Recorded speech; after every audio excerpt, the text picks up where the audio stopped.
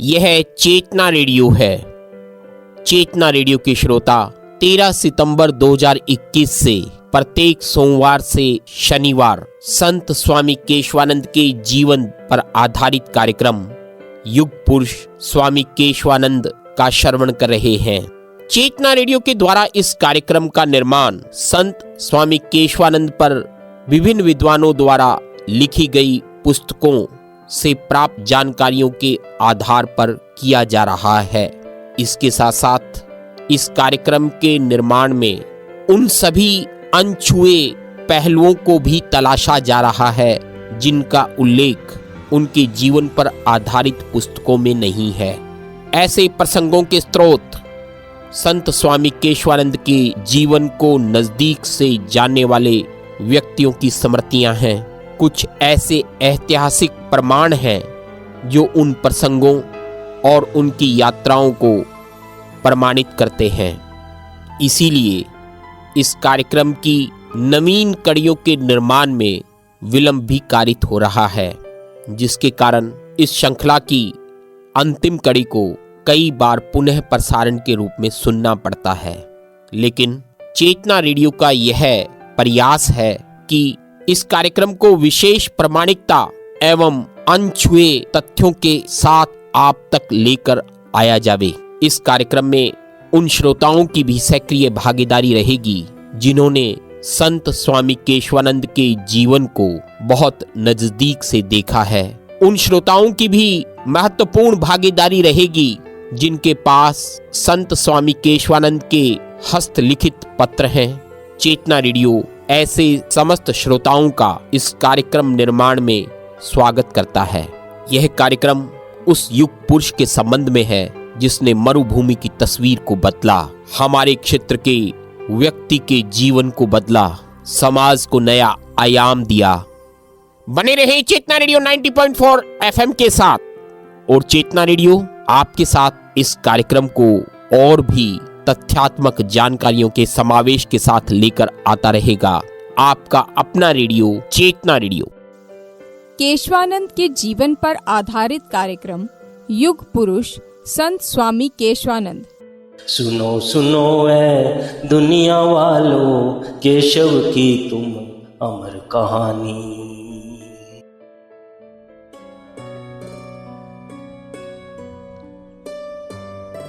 गीता के दूसरे अध्याय के 11वें श्लोक से प्रत्यक्ष उपदेश का आरंभ होता है, तो वहीं से आरंभ क्यों न समझा जाए।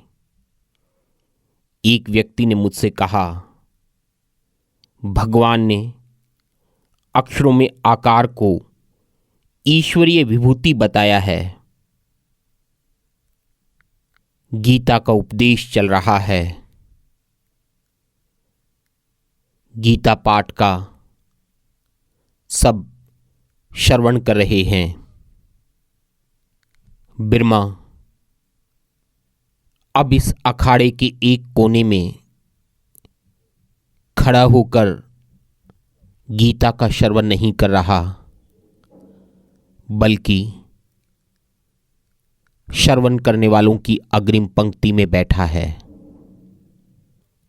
गीता के उपदेश के दौरान विभिन्न चर्चाएं होती हैं। विभिन्न विद्वान और विदुषी तर्क वितर्क करते हैं। अपने अपने ढंग से गीता के श्लोकों की व्याख्या करके उसके उपदेश को श्रोताओं तक पहुंचाते हैं। श्रोता गीता उपदेश से आनंदित हो रहे हैं। उपदेश इतने मनमोहक और कानों को प्रिय हैं कि वह मस्तिष्क में एक तस्वीर उभार देते हैं। हर श्रवण करने वाला अपने आप को महाभारत का योद्धा और कुरुक्षेत्र का सेनानी मानता है। हर श्रोता हर प्रवचन के साथ अपने आप को कभी कृष्ण मानने लगता है, कभी अर्जुन, कभी भीम और कभी उस युद्ध का सामान्य सैनिक। गीता प्रवचन के दौरान श्लोक पढ़ने के लिए, उनकी व्याख्याओं को पढ़ने के लिए अलग अलग विद्यार्थियों और श्रोताओं को भी अवसर मिल रहे हैं। अखाड़े के महंत, अनेकों विद्वान उन विद्यार्थियों, पाठकों तथा गीता पर व्याख्यान देने वालों के व्याख्यान को ध्यान से सुनने के साथ साथ नई प्रतिभाओं को तलाश रहे हैं। यह भी तो एक शिक्षा का माध्यम है, सदाचार की शिक्षा, क्योंकि धर्म का उद्भव तो समाज में अच्छाई को स्थापित करने के लिए हुआ है। धर्म ग्रंथों की प्रत्येक व्याख्या में बुराई पर अच्छाई की जीत को बताया गया है। हर धर्म ग्रंथ में बुराई का अंत ही तो किया गया है। ऐसे विचार बिरमा के मन में चल रहे हैं। अचानक मंच से आवाज आती है, अरे बिरमा, तुम गीता पाठ नहीं करोगे? सब विद्यार्थी अपनी अपनी प्रतिभा का परिचय दे रहे हैं। तुमने भी तो बताया था कि तुमने संस्कृत को पढ़ना लिखना सीखा है, तुम हिंदी प्रेमी हो, तुम्हें भी तो यह अवसर मिलना चाहिए। क्या हुआ, तुम अखाड़े के शिष्य नहीं हो? विद्यार्थी तो विद्यार्थी होता है, चाहे वह किसी अखाड़े, किसी स्कूल, किसी पाठशाला से संबंधित हो या स्वयं अध्ययन करने वाला। बिरमा मंचासीन महंत के इस आदेश को शिरोधार्य कर गीता का पाठ करने लगते हैं। उनके शब्द, उनके उच्चारणों की शुद्धि सबका मन मोह लेती है। अखाड़े के मंच पर बैठे हुए विद्वान आपस में चर्चा करने लगते हैं। यह बालक अद्भुत प्रतिभा का धनी है, कितना शुद्ध उच्चारण है।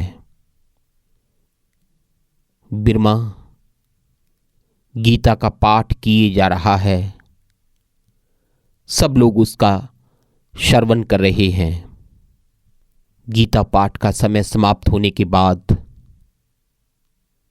अखाड़े के महंत और साधु संत, विद्वान जन बिरमा को अपने पास बुलाते हैं और उससे चर्चा करते हैं।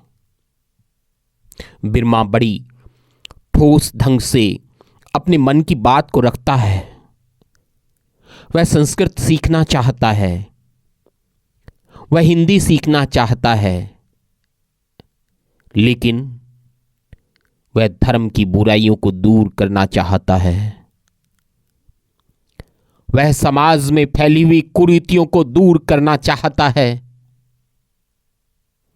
वह किसी एक अखाड़े का अंग नहीं बन सकता, क्योंकि बिरमा को तो चलना है, चलते रहना है। किसके लिए? समाज में फैली हुई कुरीतियों को दूर करने के लिए,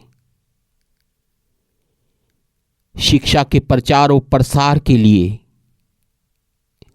महिलाओं के सशक्तिकरण के लिए, महिलाओं में शिक्षा के विकास, महिलाओं में शिक्षा के प्रचार और महिलाओं में शिक्षा के प्रसार के लिए।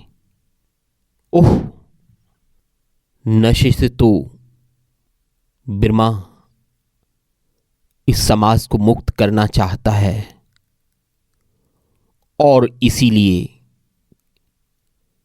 बिरमा चलते रहना चाहता है। विद्वान महंत बिरमा के साथ संवाद से मंत्रमुग्ध हो जाते हैं।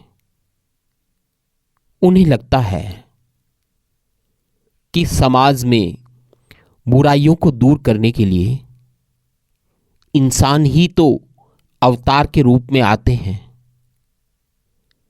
सभी इस कुंभ मेले के दौरान बिरमा को उसी अखाड़े में रहने की बात कहते हैं और बिरमा सहर्ष स्वीकार कर लेता है।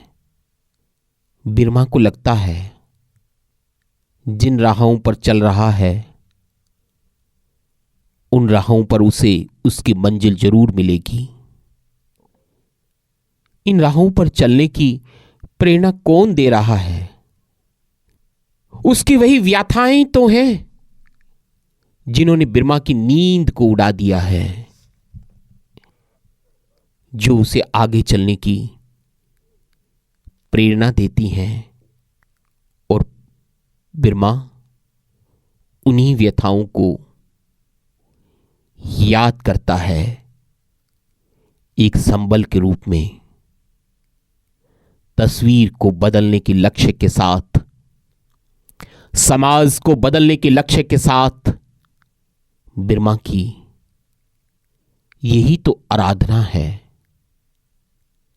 बिरमा की यही तो पुष्पांजलि है।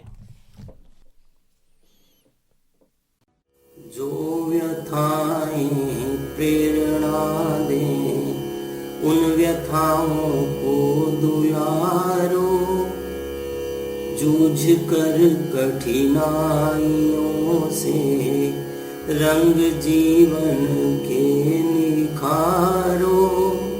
जो व्यथाएं प्रेरणा दे उन व्यथाओं को दुलारो। दीप बुझ बुझ कर जला है, वृक्ष कट कट कर बढ़ा है।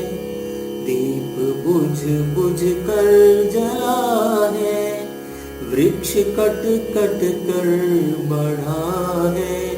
मृत्यु से जीवन मिले तो आरती उसकी उतारो।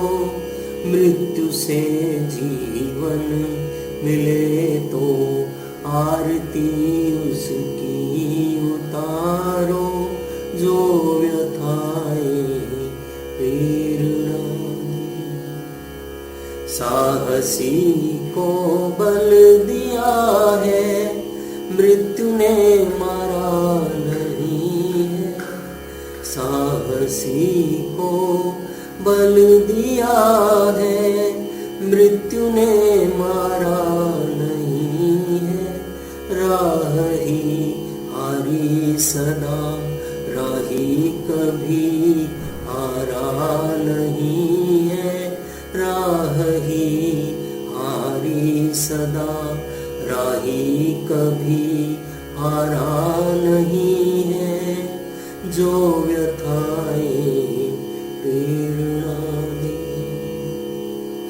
बिजलियां कब काली घटाओं से रोके से रुकी है। बिजलियां कब काली घटाओं से रोके से रुकी है।